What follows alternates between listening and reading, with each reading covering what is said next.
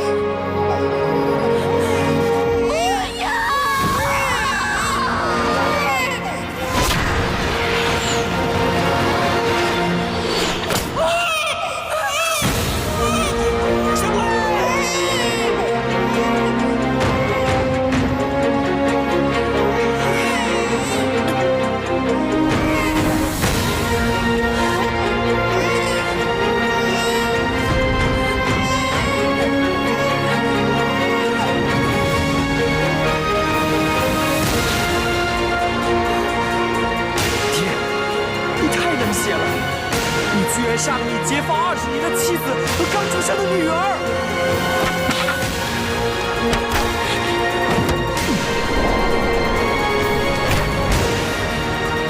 西青，要么你现在就一枪刺死我这个爹，要么就赶快走。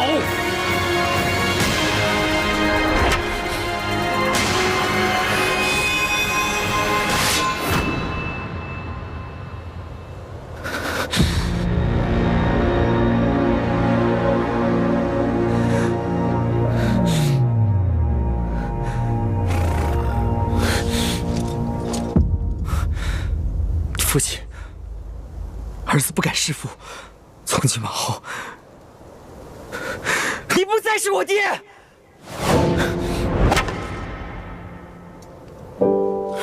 上！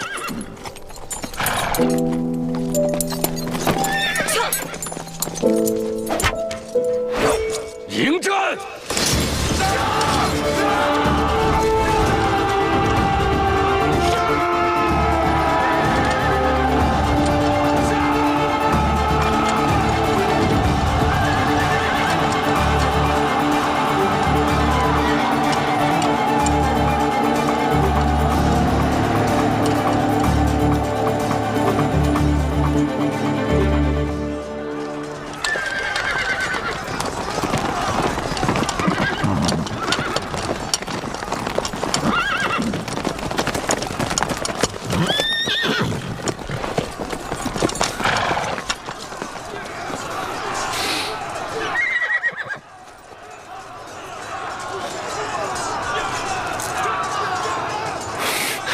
爹，我一定会让你后悔。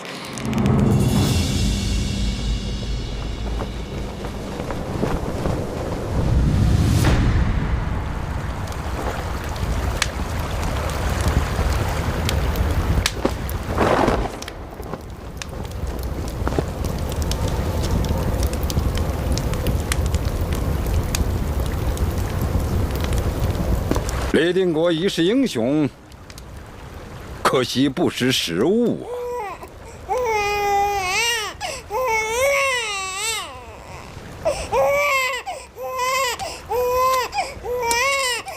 哎呦，来来来，哎呦！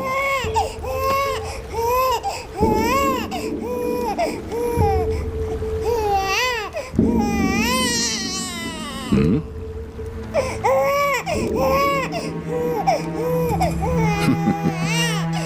原来是这块玉佩救了你一命。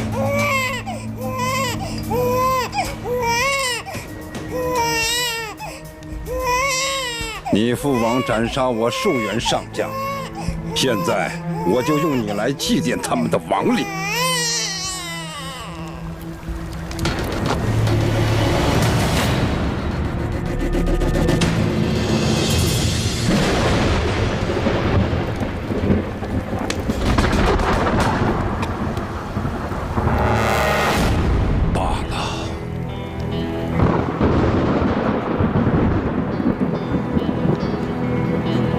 本王一生征战多年，杀人如麻，手上不知沾了多少鲜血，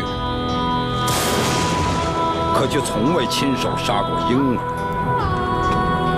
今天，我就把你留在这战场上，是生是死，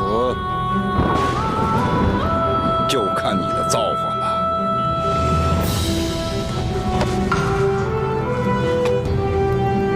哈哈哈哈哈！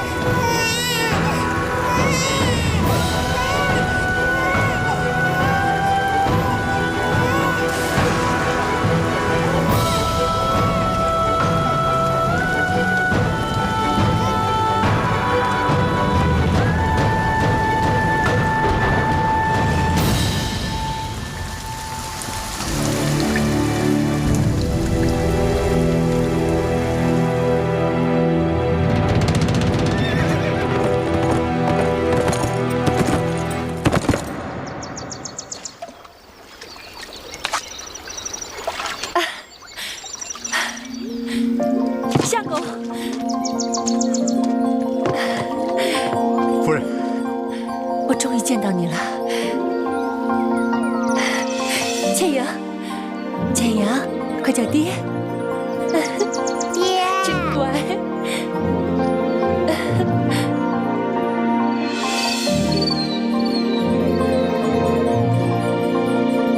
这就是明珠谷了。早在多尔衮率清军入关之前，崇祯皇帝就预感到大明江山不保，于是他未雨绸缪，设置了3处秘密基地，为的就是将来有朝一日能光复大明。这其中一处便是明珠谷。许多不肯归顺大清的高人骑士，全都隐居在此。果然是一处世外桃源。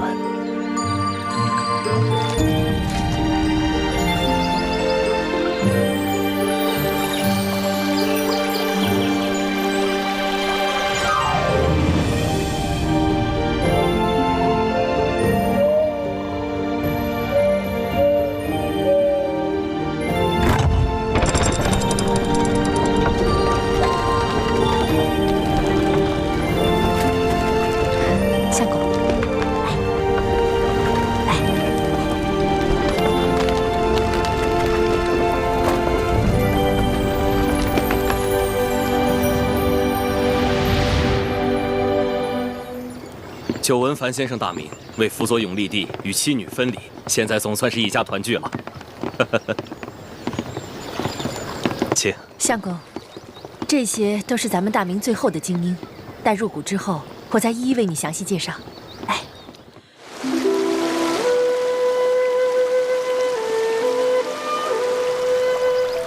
义父，你今天怎么肯带我出谷玩了呀？今天是你7岁生日。你从小到大都没有离开过明珠谷，所以义父今天带你出谷开开眼界。哇，那我是不是能吃到很多很多好吃的？你呀，就是挑食。确实，在谷中也没什么好吃的。易欢，今天你想吃什么，义父都买给你。哇，真的吗？嗯。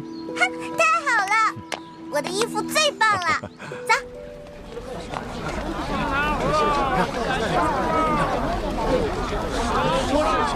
好，请问，到底发生什么事了？平西王呀贴了告示，说是今日53刻，要当众绞死前朝最后一个皇帝朱由榔。朱由榔？不是逃到缅甸去了吗？缅甸王哪里敢得罪大清的皇帝和吴三桂啊？最后还是把了他和他那些文武百官都送给了吴三桂。这要是遇到了改朝换代，这皇帝的命比我们这些老百姓还惨啊！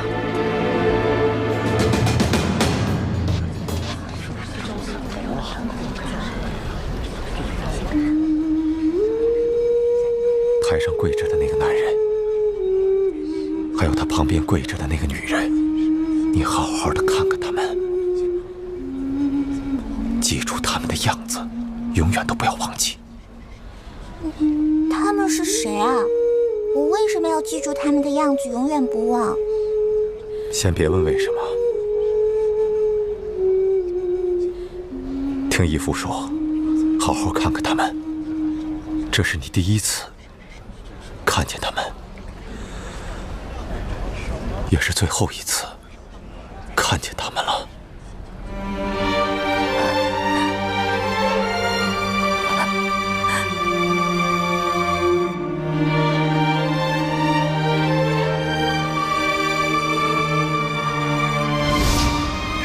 看这孩子这么爱笑，要不朕就给他起名叫做易欢。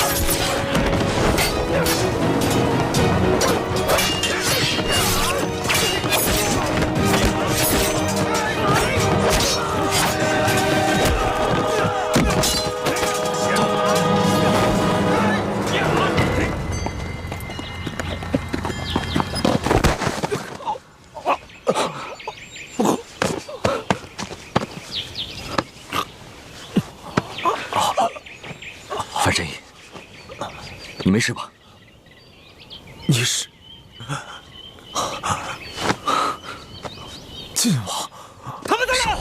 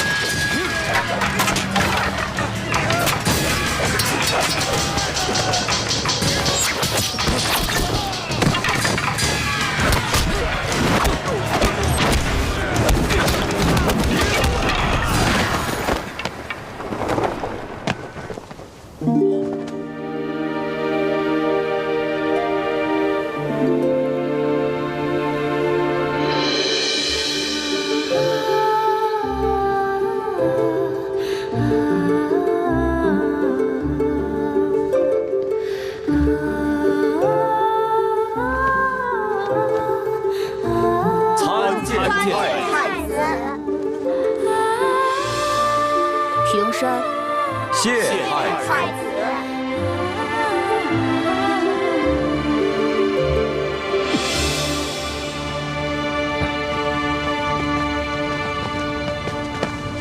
如今顺治已经驾崩，他的第三子爱新觉罗玄烨继位，改年号为康熙。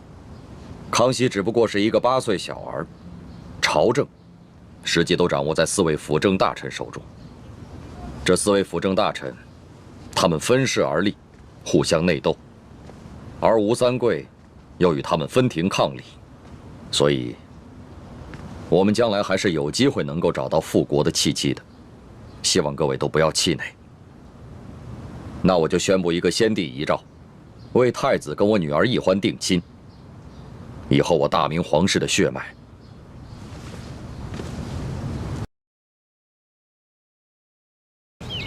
我们会将我们毕生所学毫无保留的都传授给你们。是。那我们以后是不是不能玩了？不能说话。我负责传授你们兵法、战略战术。我来教授你们各项技能和各种兵器。我负责教你们医术，还有读古之术。我负责教你们四书五经、琴棋书画乃至天文地理。我就负责教会你们易容变声、缩骨异形等各种技艺。我将教你们暗器功夫，以及破解制造各种机关。啊，这么多课程还没学我就晕了。奕欢妹妹，你我可是大明最后的希望，我们要加倍努力，给所有的兄弟姐妹们做个榜样。你可再也不能像以前那样贪吃贪玩、偷懒耍滑头了。要你管，你凭什么管我？你是我未来的媳妇，我就有权管你。呸！我长大了才不会嫁给你这么离趣的家伙呢。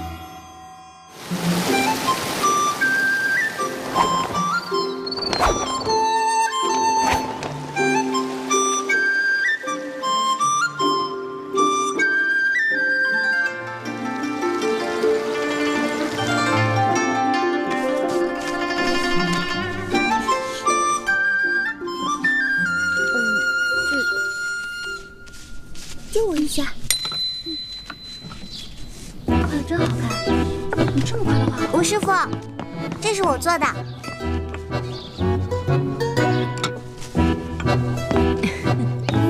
你看到我的东西了吗？那不是你做的面具吗？吴师傅，这张面具是我做的，被奕欢偷偷拿了。奕欢，他居然偷懒不肯做作业，居然偷了同学的功课来搪塞我。上课的时候，奕欢竟然还装病。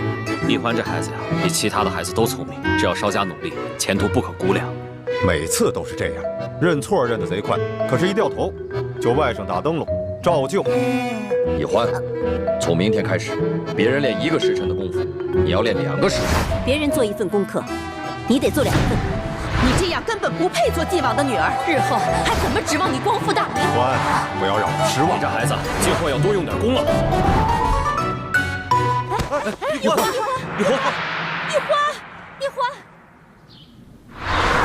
花儿的病有起色吗？花儿这孩子，打从刚出生就掉落在了地上，又在雨水里浸泡了1天，所以才落下了头疼的印记。我已经想尽了办法，只能延缓他的痛苦，却不能根治。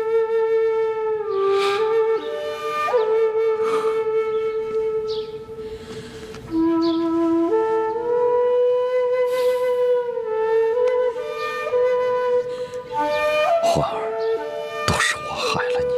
其实花儿的病也不是不可医治，只是需要找到一种特别的药引。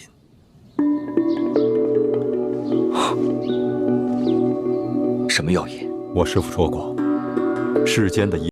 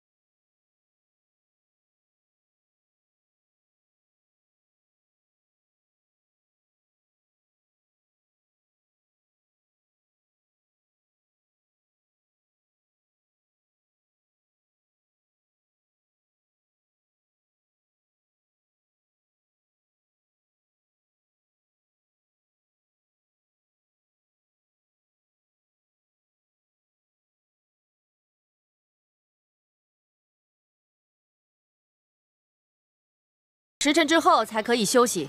二师傅，为什么小师妹就不用练？易欢身体不好，剑王说了，除了轻功、暗器、独骨、易容这些自保之术之外，他想练多少便练多少。你们接着练吧。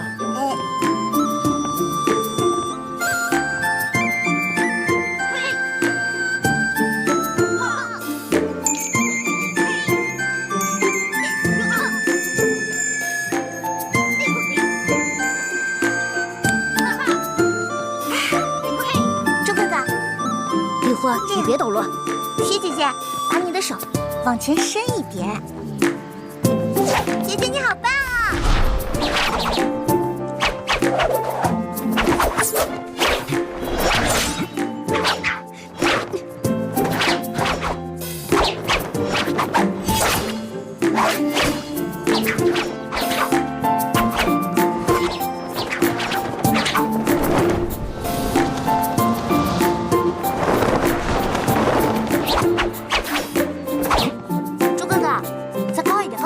认真点。哎，樊姐姐这样不错，非常标准。干嘛呀，叶哥哥？你想刺死我啊？我跟你说话呢。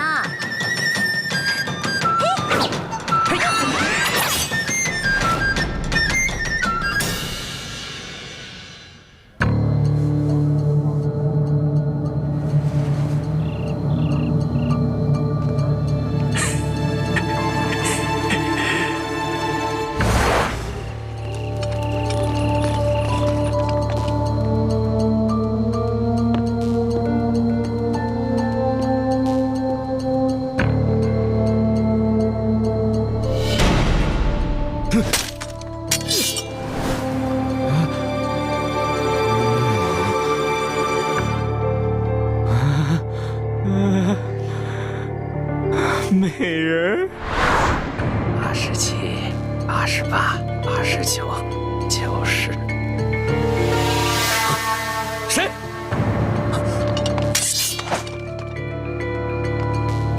知府大人，我等你很久了。我这银库有9道机关，你是怎么进来的？你这9道机关在我眼中简直犹如儿戏。至于我是谁，这不重要。重要的是，你的银库当中放了这么多朝廷调拨的河堤工程款，你却贪污克扣，不肯发给那些累死累活的民夫。这牛头山的山匪一定是怕了咱们啊！这山寨都不要了，都逃跑了。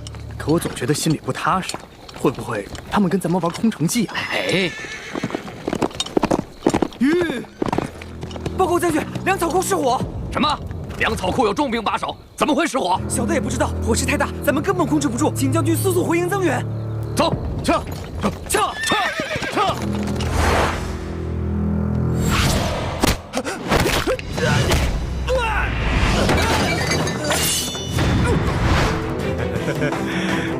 美人，把最新的军事装备图册交给我吧。好，没问题。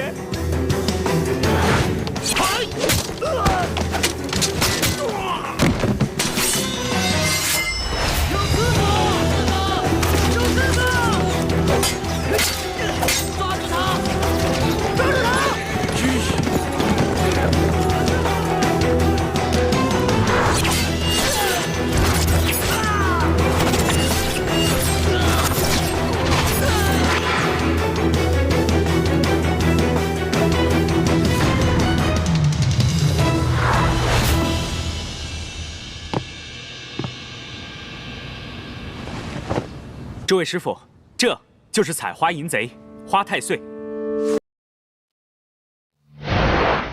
这是大清工匠设计的最新军事装备图册。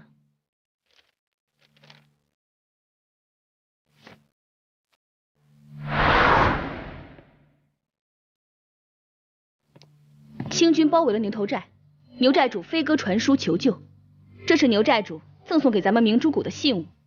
牛寨主说了，从此以后愿听从我们明珠谷的号令。好了，现在到你这个大师兄了。诸位师傅，徒儿身为大师兄，理应给师弟师妹们做好表率，所以这次特意完成了2份作业。哦，这第1份便是诛杀川南恶霸南霸天。第2呢？这第2份作业便是惩罚同州知府徐国庆。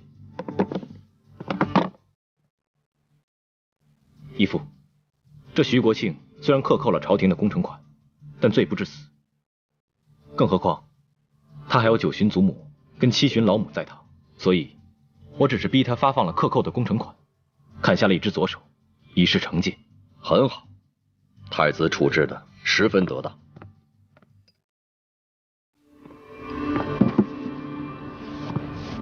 孩子们，你们都通过了各项考核，可以出师了。接下来，我会有非常重要的任务要交给你们。哎，易欢呢？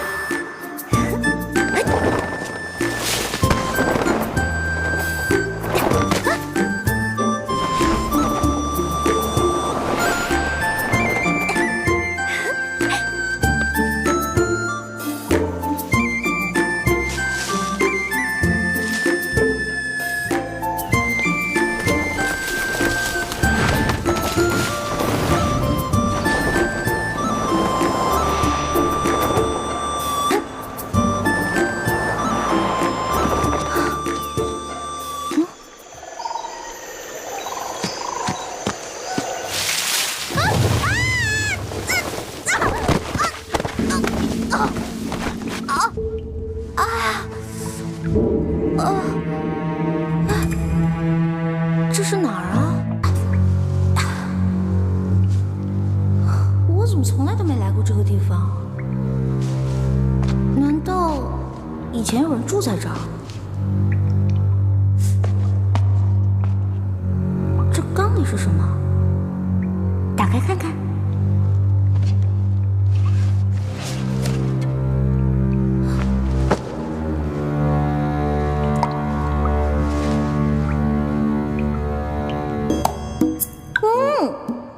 原来是野山葡萄酒啊！这还有野山葡萄酒呢。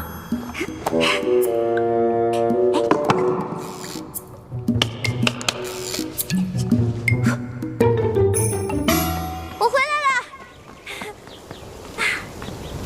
你跑哪儿去了？大伙都快急死了。有什么可着急的？我都这么大个人了，能出什么事儿啊？爹，你就知道游山玩水，不务正业，你知道吗？你的师哥师姐们都已经通过考核，可以出师了。真的？恭喜各位师哥师姐了。薛姐姐，那你到江湖可什么事儿都得分享妹妹一份，好吃的好喝的都得给我留着，知道吗？没问题。就你那3脚猫的功夫，跟着你师哥师姐们，还不是拖累他们？才不会呢！你也太小气了吧！师哥师姐才不会呢，他们会有福同享，有难独当的，是不是？大不了他们打劫，我站岗；他们吃肉，我喝汤嘛。就知道油嘴滑舌，懒得理你。马上跟我回去，过一个时辰，面壁思过。跪就跪。走了。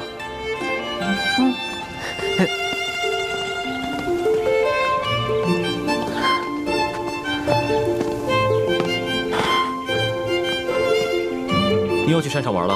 你不知道山上有野兽出没吗？很危险的。哎呀，你怎么跟我爹似的？哎，不过我在山上发现一个特别好玩的地方。你呀，就知道玩。什么好玩的地方？也不知道是谁在那个山洞里啊，放了一大缸葡萄酒。真的？不许再去了。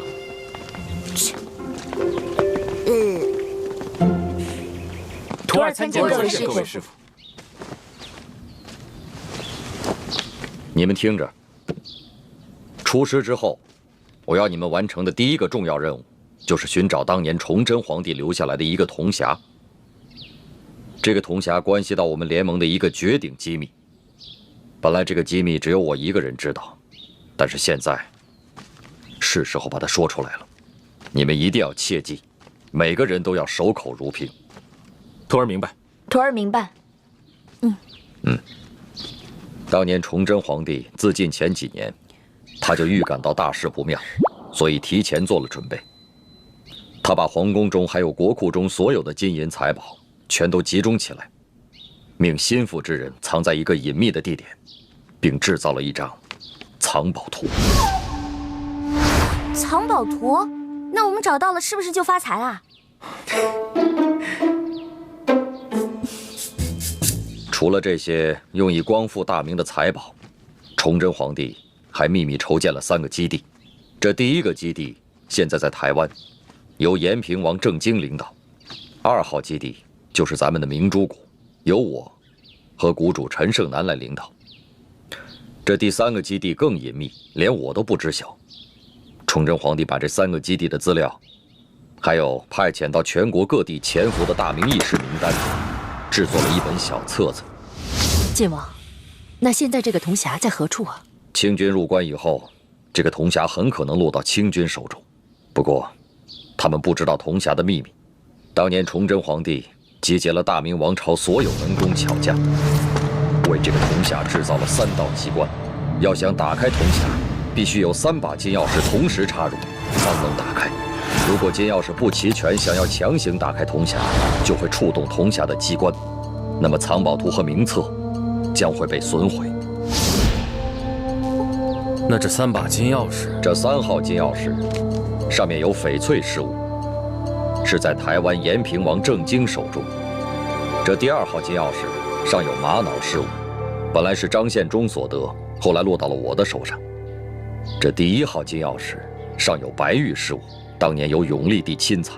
当年我父皇被吴三桂所弑，那1号金钥匙应该落在了吴三桂的手中，只是不知道是否交给了清廷。此番你们出谷有2项重要任务：第一是想尽一切办法找到铜匣和金钥匙；第2就是联系天下义士，挑起鳌拜跟康熙之间的矛盾，引发清廷内乱。请师傅们放心，徒儿一定尽最大努力，将2项任务一一完成。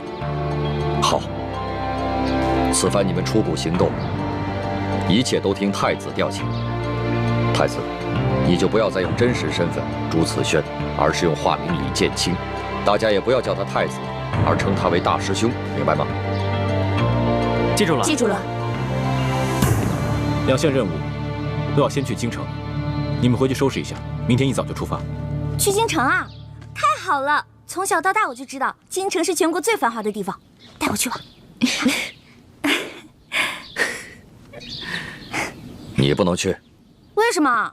你平时不学无术，吊儿郎当的，武功暗器、奇门八卦、18般武艺，样样稀松，所以你继续留下来，跟你的师弟师妹们继续学习练功。这不公平！哎呀，爹，你就让我去吧，我在谷里闷得快要烦死了。我跟朱哥哥、学姐姐一起完成任务，行不行啊？是啊，大师傅，您就让一欢跟我们一起去吧。是啊，让一欢一起去吧。大师傅，就让小师妹跟我一起走吧。爹，太子，你是这次行动的总负责，那么一欢是留在谷中，还是跟你们出去一同执行任务，都由你来决定。朱哥哥，从小到大你最疼我，是不是？你肯定会同意我去的，是不是啊？欢妹，此番我们出谷要执行的2项任务都事关重大，我要对全局负责，更要对你的安危负责。所以啊，你就乖乖留在谷中，继续游山玩水，逍遥快活吧。等我回来，给你带好吃的。爹及诸位师傅在上，一欢历来胸无大志，唯愿吃遍天下美食，穿遍天下美衣，还有找齐珍贵药材，配出冰肌血肤养颜膏，治好倩影姐姐的脸。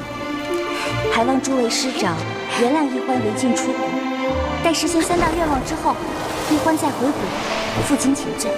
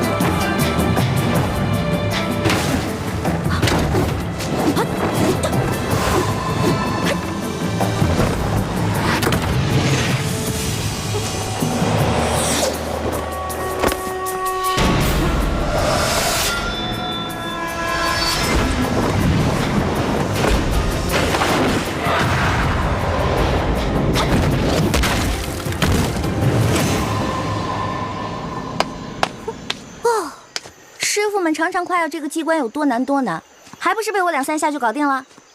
李一欢，你真是个天才！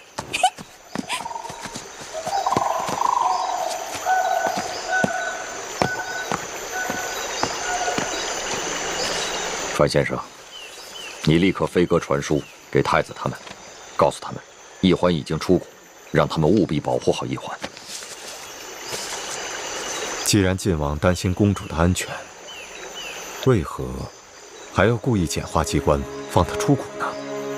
唉，晋王，7年前，当时我逼不得已，就自作主张，就把公主跟你儿子给调包了。7年前，我亲手射杀的女儿，竟然是我大明朝最后一个公主。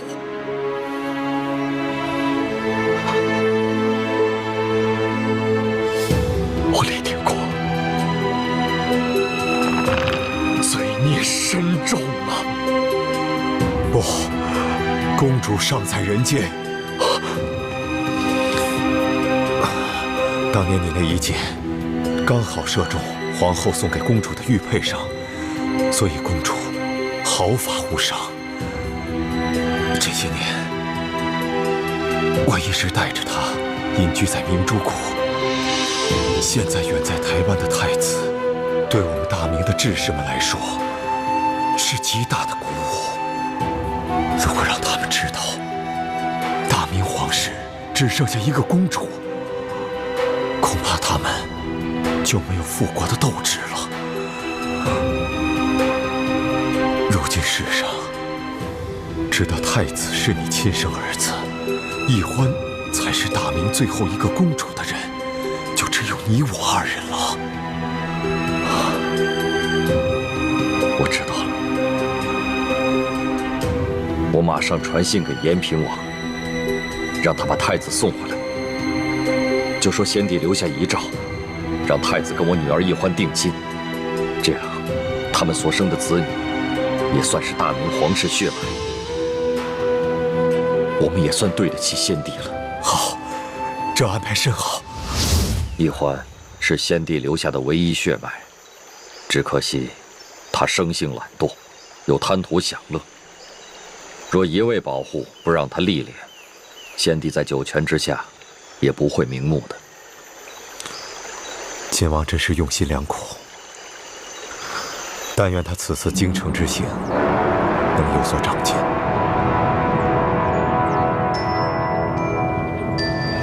看哪人？好看。好这个。哎，卖鸟嘞！哎，您看我这鸟。鸟儿应该自由的飞翔，不应该在笼子里。哎，您干嘛？对不起啊。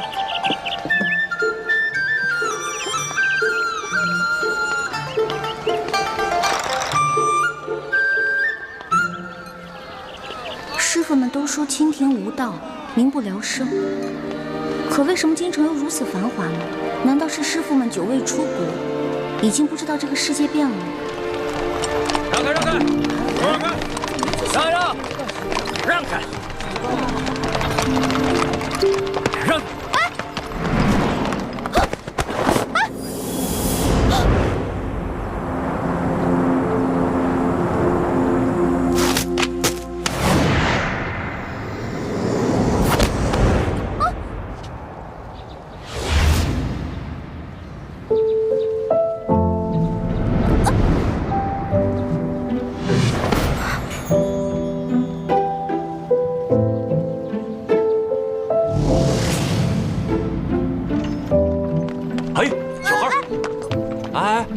干嘛呢你？啊？对不起啊。不妨事。是，少爷。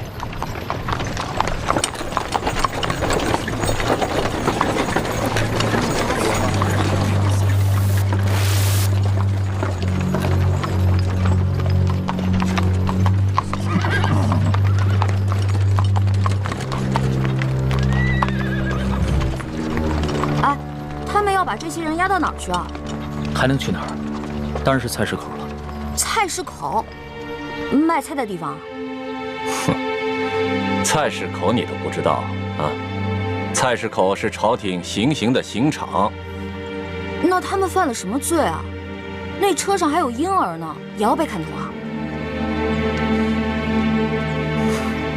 哎，他们可是前明的余孽，口口声声要光复大明，这都是特等的大罪，是要诛九族的。当今皇上这么残暴，诛九族，怪不得这些人要光复大明。我说臭小子，你胡说什么呢？啊，你信不信我？哎，这位小兄弟，不过随便说说，不妨事。是。小兄弟，听你的口音，不像是京城人吧？第一次来。来京探亲访友的。算是吧，主要我想看看紫禁城长什么样，再吃点京城的美食。如果有机会能看到皇上长什么样就好了。要瞧紫禁城容易啊，远远的看一眼也就是了。要是京城的特色美食，京城第一酒楼一定能帮你满意。但是皇上身居大内，可不是你想瞧就能瞧见的。瞧不见就算了呗，我也只是好奇而已。哎，你们说那暴君是不是长得青面獠牙，极其恐怖啊？你胡说什么呢？啊，你又没见过皇上，凭什么说皇上长得青面獠牙？还诅咒说皇上是什么暴君？你找死啊！本来就是，我虽然没看见过皇上，可他动不动就株连九族，连生下的婴儿都不放过，不是暴君是什么呀？你要再敢胡说，我就把你……可我听说，当今圣上年少，虽然早已亲政，可朝政依然把持在辅政大臣鳌拜的手中。你说的暴政，可不关康熙皇帝的事儿啊。你说的这些啊，我都听不懂，但我只知道，皇上贵为天子，就要为老百姓负责，既已亲政，还让鳌拜为所欲为。我看啊，他不是暴君，那也是个昏君。你要再敢胡说，我立刻……他说的对，任由朝政把持在他人手中，不是暴君，也是昏君。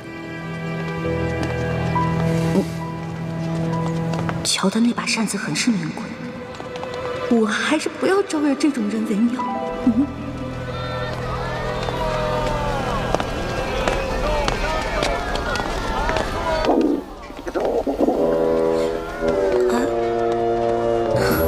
好了好了，我知道你饿了，要不然先把你填饱了，再去找猪哥哥他们。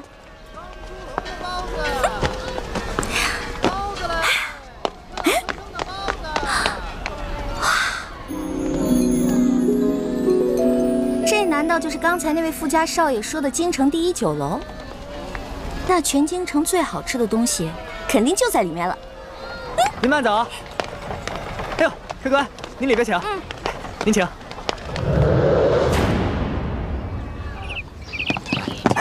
客官。来，客官，您坐这儿。我要坐那儿。哎，我要看着京城最好的风景。就这样。客官，您一个人犯得着用那么大的桌子吗？要不咱换换？我一个人怎么了？我能吃4个人的量。去，给我拿菜单。哎。哇。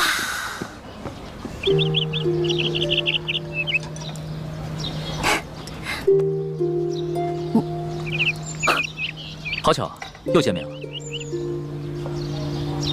原来是你啊！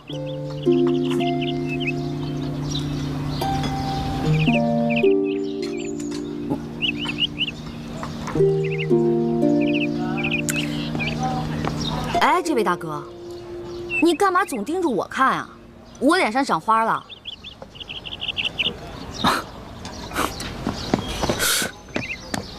客官。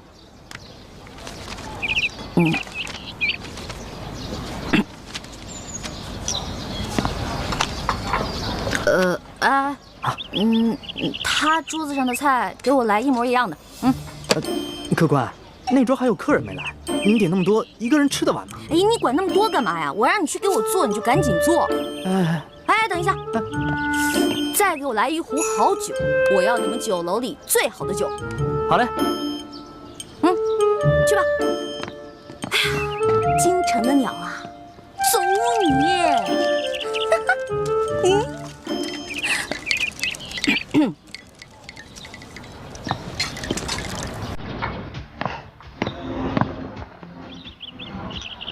我说这位大哥，干嘛一直瞪着我看啊？啊，还瞪我是吧？行，今天你瞪我，那我就瞪你，看谁瞪得过谁。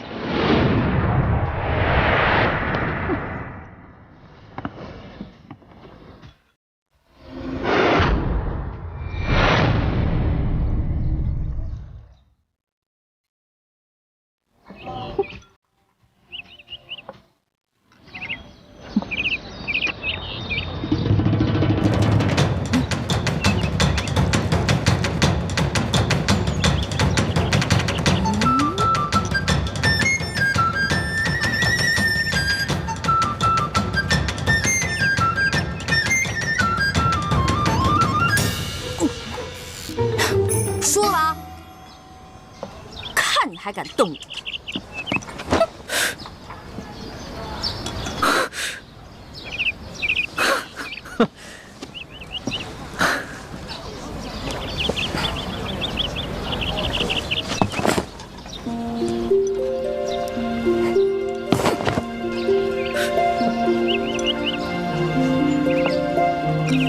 无赖！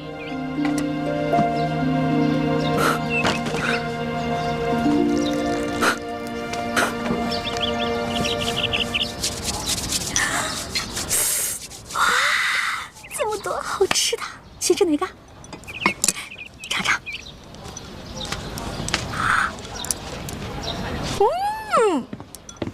来，来。不太够。啥？听说你们京城最好吃的是烤鸭，对吧？去，给我拿一只。客官，您点的这桌菜，足够4、5个壮汉吃了。烤鸭你吃得完吗？什么意思啊？怕我吃不起是不是？我有的是钱。去，给我挑只肥的啊！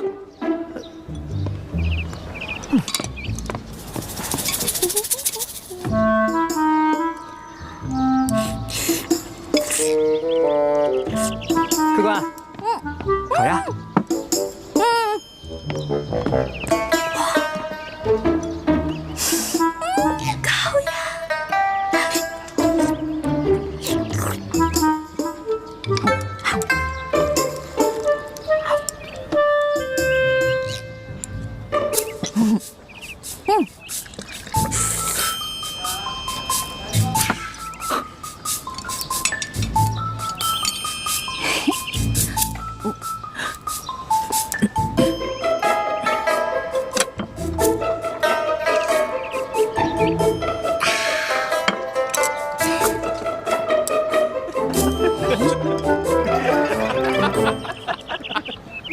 你看他得吃下，快吃下来！你们看，你看，笑什么呢？就笑你怎么了？长得跟个姑娘似的，吃起饭来跟头牛一样。我花你们家钱了，穿你们家衣服了，吃你们家饭了。看不出来，你不仅食量大，脾气也挺大的呀。今儿我就替你父母好好教训教训你，改给你的臭毛病，不然以后可娶不着媳妇儿。想教训我，小爷请你们吃鸭肉。不。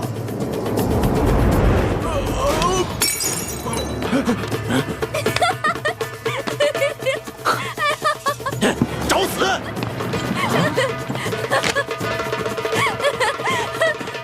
哎，打了横是吧？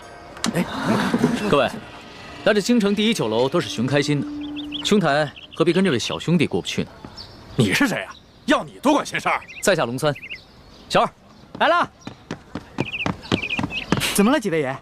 这样，你给这位客官加几个好菜，再加一壶好酒，都记在我账上。在下替这位小兄弟向你赔个不是。哎，来，几位爷消消气儿，这边请。哼。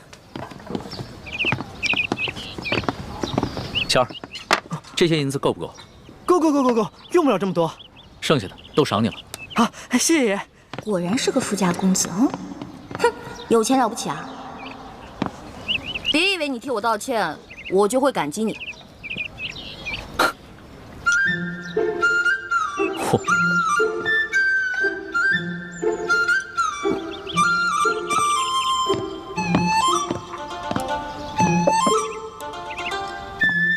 小兄弟，看你那么喜欢吃美食，这个呢，是我自家带过来的糕点，外面吃不到的，赏脸一品吧。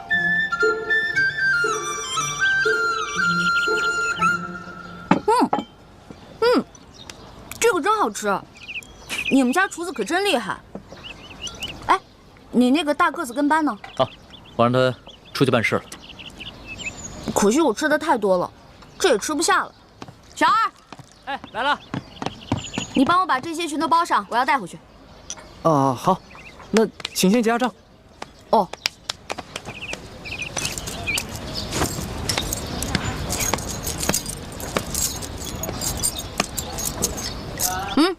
不用找了。这不够啊！这可是整整1吊钱啊！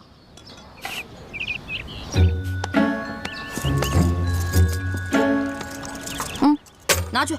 这还差得远呢。这回够了吧？只够个零头。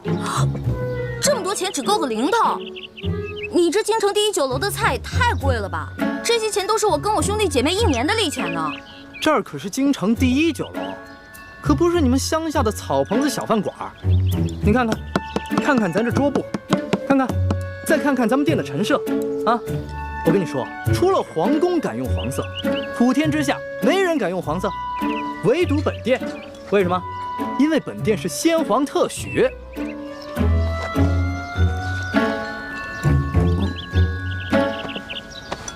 啊，这样吧，这顿饭钱我来出了。哎，且慢。虽然我知道你比我有钱，但是我也知道，无功不受禄。这样吧，我能不能先欠着，等我哥哥来了以后再付给你？可以啊，但是把你刚才掏的那块玉压在本店。带着这块玉赶回客栈，晚上会有别的叔叔接你回明珠谷。义父，你要去哪儿啊？我要跟你在一起。义父要为刚刚被绞死的那几个人收尸。这件事情太危险，你不能跟着我。那些被绞死的人跟咱们有什么关系啊？义父为什么要去给他们收尸？你还小，你不明白。记住，这块玉是你亲娘留给你的最后遗物，也是唯一能证明你身份的信物。你千万不能把它弄丢、弄脏。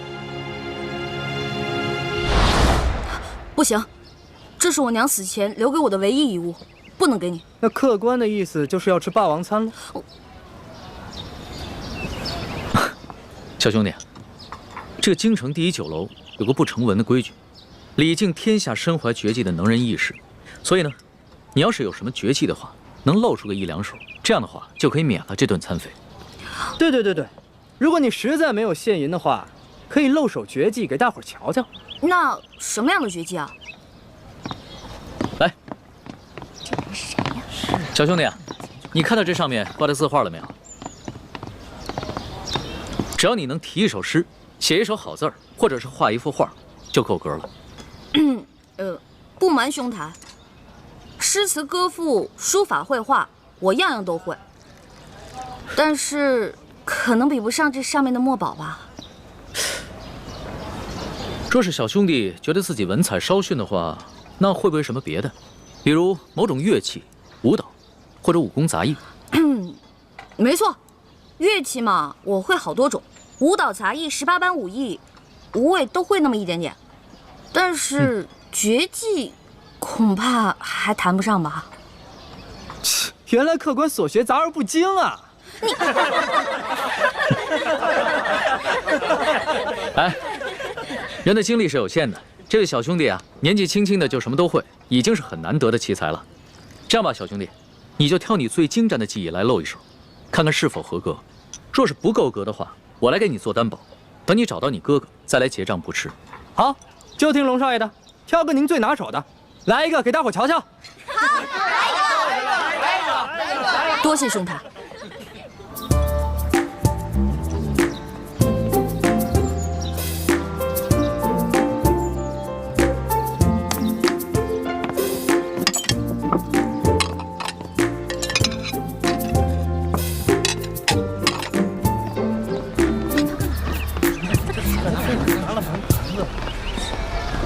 他要干嘛呀？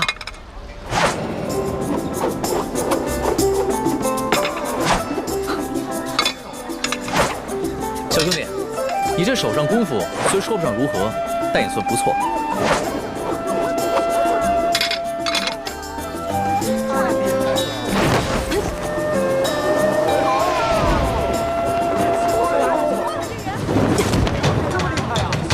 好，原来小兄弟最擅长的是轻功啊！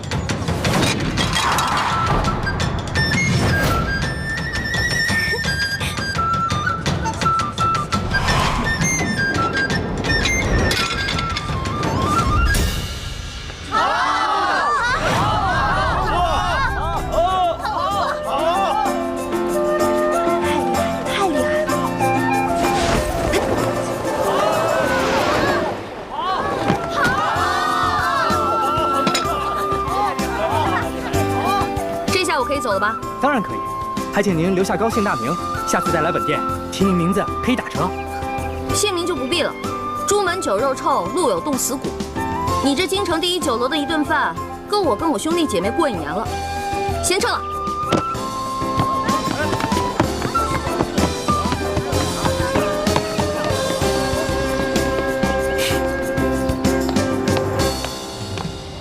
哎呀。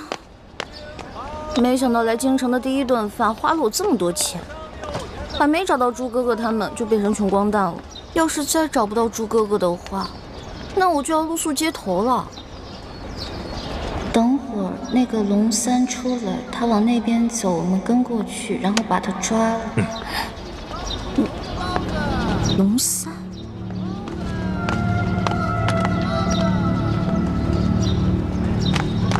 哎，兄台。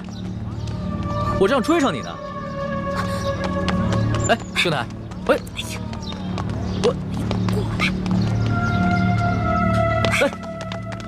小兄弟，不要问。刚才我看到几个江湖人士在打手语，他们好像要对你下手。不会吧？我平时极少出门，没有什么仇家。你当然是没什么仇家了，但是你爹娘没有教育过你吗？出门财不可外露，估计啊是盯上你的钱了。我这个样子很有钱吗？一看你就是一个不经常出府的大少爷吧，没什么江湖经验。你啊，虽然穿了一件普通的绸衫，但是你手上那个玉扳指，还有你的帽子跟腰带上镶嵌的美玉，都是极品兵种。再看看你这把古扇，这扇面是黄庭坚的真迹吧？足以买下这整栋酒楼了。啊，我倒是忘了这些细节了。小兄弟，你真是好眼力啊！哼，其实在下的能力呢，不光是刚刚在楼上说的那些，我对鉴赏古玩玉器也是不在话下。多才多艺，真是多才多艺。哎，不知道小兄弟叫什么名字？我们交个朋友吧。哎，你先别问我叫什么名字，我先问你，那个揪我小辫子，你那个大个子跟班呢？我原来还带了几个跟班，不过都被我派出去办事儿了。我们约好了，在街角转头的那个书画斋门口碰头。哎呀，如果你这样一个人出去的话，估计你也走不到书画斋了。那怎么办啊？这样吧，看在你刚才帮我解围的份上，又请我吃了一碟点心，我来帮你。先帮我开个房间。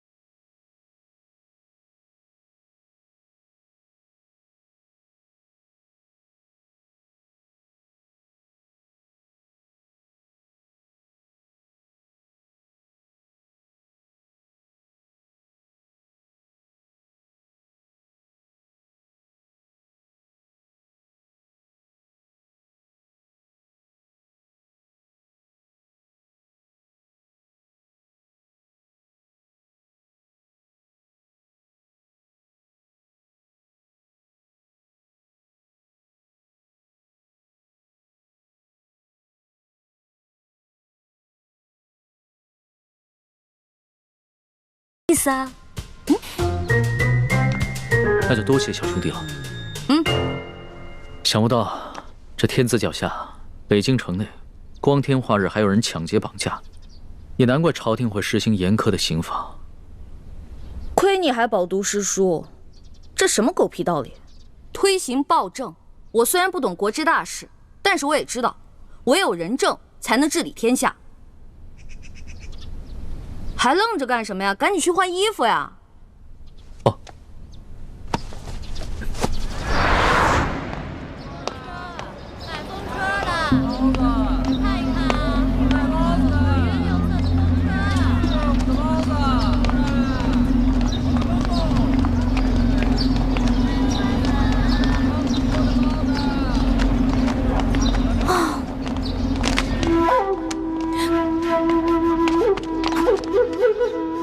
你不是龙三，怎么样，中了小爷的金蝉脱壳之计了吧？傻了吧？那个龙公子我们跟了好久了，今天就是你坏了我们的好事。所以你们想干嘛呢？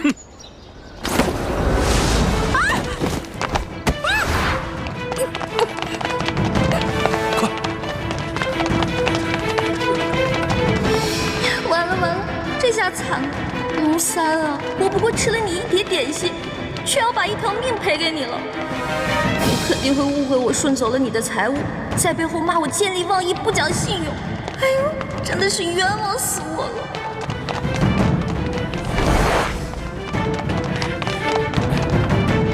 少主，今天有人破坏我们的计划。哦，什么人？这个人的声音好熟悉啊！放下。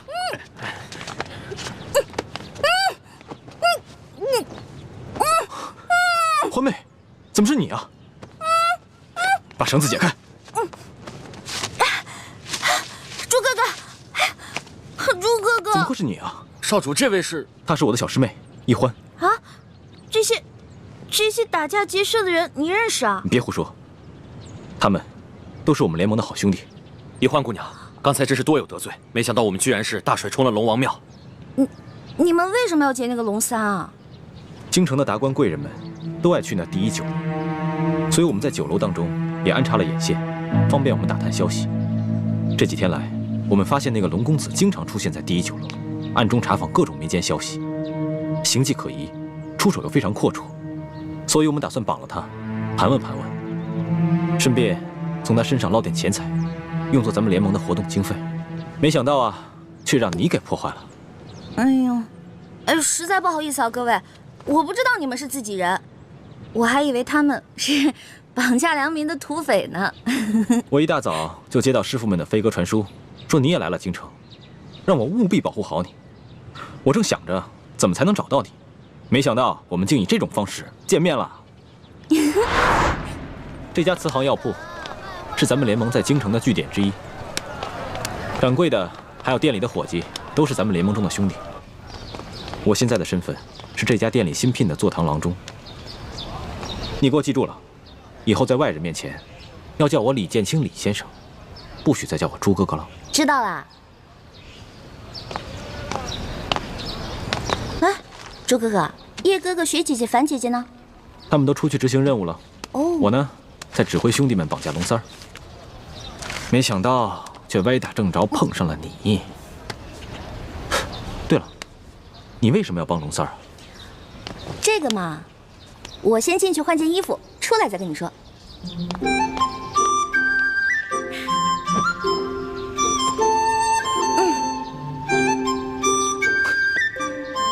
你就因为吃了他一碟点心，就去替他冒这个险？其实说实话，我根本就没想着要去冒险。我本来想着以我的轻功，就算打不过那几个乞丐，也是可以逃跑的。你呀，从小练功就不肯用功，又很少出门，缺乏江湖经验。这次幸亏是遇上了咱们自己的人，不然你现在就……你让我怎么办？咦，朱哥哥，你平时不是很讨厌我的吗？总是嫌我这个嫌我那个的。我要是死了，你不就少一个大麻烦吗？呸！胡说什么呢？一点都不知道忌讳，赶紧呸一个！好，我呸！我什么时候讨厌过你啊？你是故意气我的是不是？我开玩笑的嘛。行了，朱哥哥，我得出去一趟。不行，不告诉我你去哪儿，别想出这个门。万一出事了怎么办？放心吧，这次我不会再出事儿了。我只是想把这个东西当面还给龙三。这个龙三身份很可疑，你要多留一个心眼。见到他，仔细打探一下他的底细。知道了，朱哥哥，走了。你当心点啊！我们家少爷等你好久了，你一直没来，这不，龙三少爷有点急事儿就走了。他就这么走了？龙三少爷叫我把这个东西转交给你。那他临走前有没有说什么？他不会误会我不讲信用，把他东西都骗走了吧？哎呀，这怎么会呀？龙三少爷从不把身外之物放在心上，倒是对小兄弟挺关心的。他跟我们说了，一旦有你的消息，叫我们马上派人到他府上去告诉他一声。他是哪家府上的少爷啊？这个我就无可奉告了。我也没什么别的意思，我只是想把这些东西当面还给他，以免他误会我。哎呦，龙三少爷说了，这些东西啊，就全送给你了，就当你对他帮忙的一点谢意。这些东西都很值钱的，他全都送给我了。龙三少爷对你倒是很欣赏的，还想和你交个朋友呢。小兄弟，请问你尊姓大名啊？那既然他也不肯说他的真名，我为何要坦诚相待呢？好吧，既然他都送给我了，那我就不客气了。哎，小兄弟，那以后如何联系你啊？告诉龙三，有缘自会相见。